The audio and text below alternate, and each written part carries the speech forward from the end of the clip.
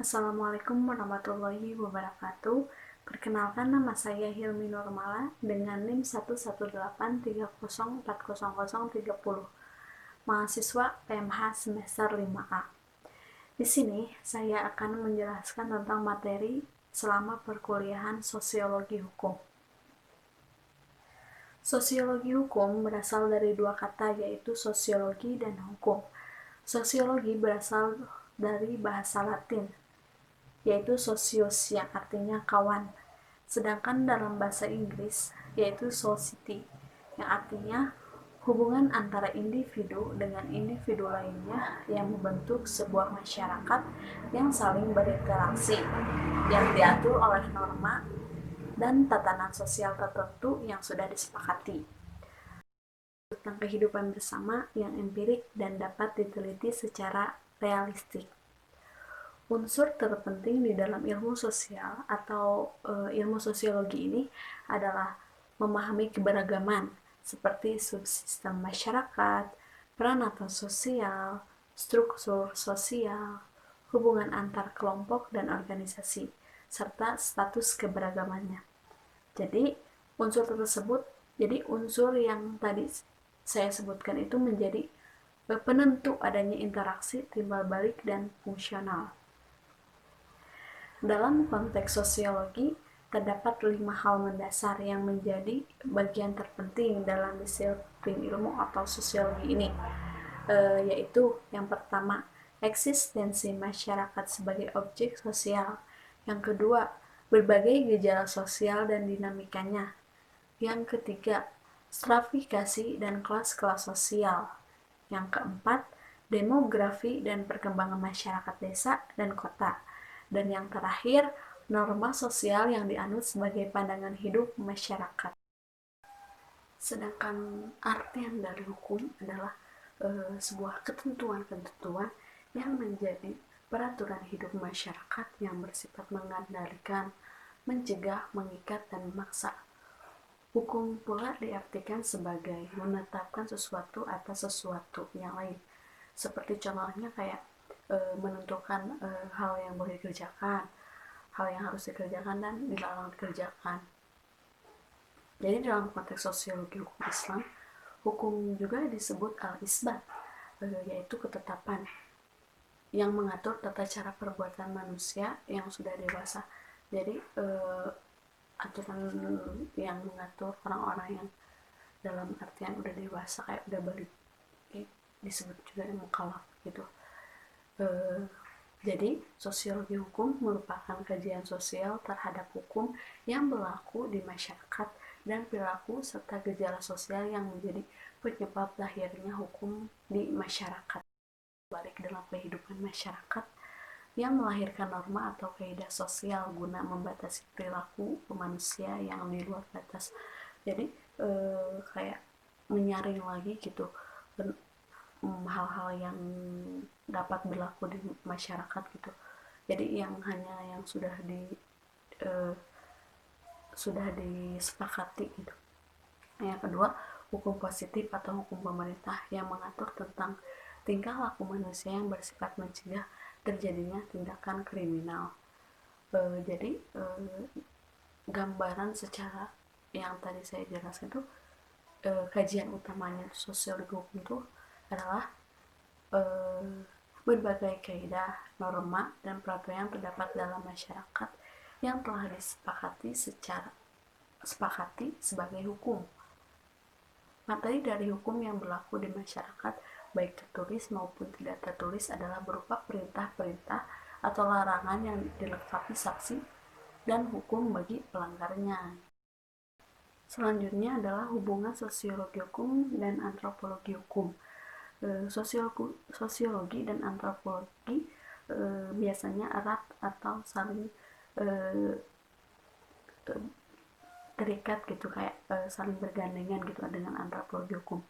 Kajian sosiologi lebih mengedepankan tentang kajian-kajian kehidupan masyarakat, pelapisan sosial, perkembangan sosial, struktur yang terdapat di dalam masyarakat, serta hubungan timbal balik serta hubungan fungsionalnya yang sifatnya kayak pengaruh mempengaruhi.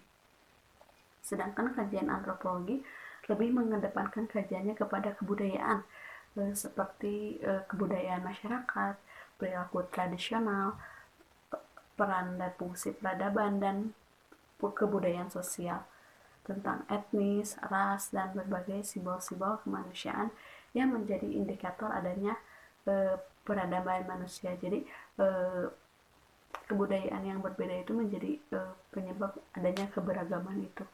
Jadi hubungan paling dekat antara keduanya atau sosiologi dan antropologi hukum adalah sama-sama mengkaji tentang kehidupan masyarakat gitu. Jadi sama mengkajinya, objeknya itu masyarakat.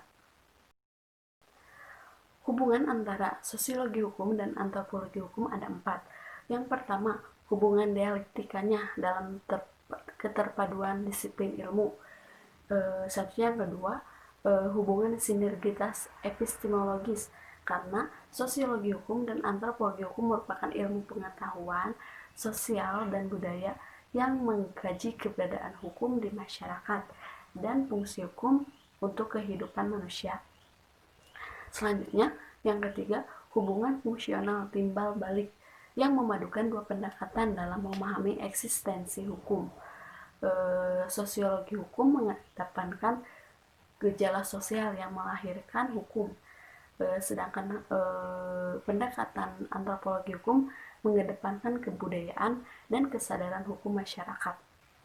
Sintesisnya adalah bahwa gejala dan reproduksi hukum atau kaidah sosial yang bersifat normatif merupakan upaya ketaatan sosial terhadap hukum, norma yang berlaku sebagai karya manusia yang senantiasa memiliki kehidupan yang aman. Jadi yang keempat adalah hubungan paternalistik, yakni implikasi dari gejala hukum maupun fungsi budaya terhadap perilaku dan pembentukan manusia atau masyarakat. Ajaran agama pun mempengaruhi cara hidup manusia yang meyakininya. Jadi tidak hanya gejala sosial aja, tetapi kepercayaan atau agama juga mempengaruhi kultural perilaku hidup manusia. Pengaruh ajaran agama merupakan kajian sosiologi, sedangkan simbol-simbol dari praktek keberagamannya merupakan kajian dari antropologi. Baik, materi selanjutnya itu berbagai pendekatan dalam sosiologi hukum. Sosiologi hukum merupakan pengetahuan realitas atau relatif, karena dalam kajian sosiologi itu lebih mengedepankan hal yang terjadi dan yang mungkin akan terjadi. Jadi kenapa disebut ilmu yang realitas, karena emang kajiannya itu hal-hal yang terjadi dan mungkin terjadi. Secara filosofi ada 3 pendekatan yang dilakukannya. Yang pertama, pendekatan ontologis, yang kedua pendekatan epistemologis, dan yang ketiga pendekatan aksiologis. Jadi dari 3 pendekatan tersebut dikembangkan lagi menjadi 5 pendekatan yang berbeda-beda, terutama berkaitan dengan epistemologis dan aksiologisnya. Jadi 5 pendekatan tersebut adalah sebagai berikut. Jadi yang pertama, pendekatan sosiologis eksplainatif, yaitu menjelaskan makna-makna hukum yang terdapat di dalam kitab-kitab hukum dan kaidah-kaidah hukum yang bersifat dogmatis, dengan mengutarakan makna-maknanya yang tekstual dan menutupi makna yang kontekstualnya. Dan yang kedua, pendekatan sosiologis normatif. Pendekatan ini bukan sekedar menerjemahkan kaidah hukum saja yang bersifat dogmatis, tapi pasal-pasal yang tertuang dalam kitab-kitab hukum dan urgensi adat istiadat sosialnya juga melakukan pengkajian terhadap berbagai latar belakang norma kaidah sosial yang berlaku di masyarakat. 3. Pendekatan sosiologis atau institusionalistik, memandang bahwa lembaga hukum atau institusi sosial yang berada bersama masyarakat atau jauh dari jangkauan masyarakat menjadi penyebab utama lahirnya bentuk-bentuk kehidupan atau karakteristik hukum yang berlaku. Jadi jauh dekatnya lembaga hukum menjadi berpengaruh gitu terhadap karakteristik masyarakat. Yang keempat adalah pendekatan fenomenologis. Pendekatan ini yang memisahkan antara hukum dan masyarakat, di mana hukum adalah hukum dan masyarakat adalah masyarakat. Jadi hukum membiarkan mereka berdiri sendiri untuk menjelaskan hakikat yang ada pada dirinya. Demikian juga dengan masyarakat. Hanya masyarakat yang mengetahui dan memahami dirinya sendiri.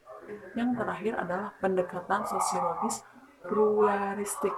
Pendekatan sosiologis pluralistik ini adalah pendekatan yang memahami hukum sebagai kaidah sosial dan sebenarnya bersifat universal, tidak dibatasi.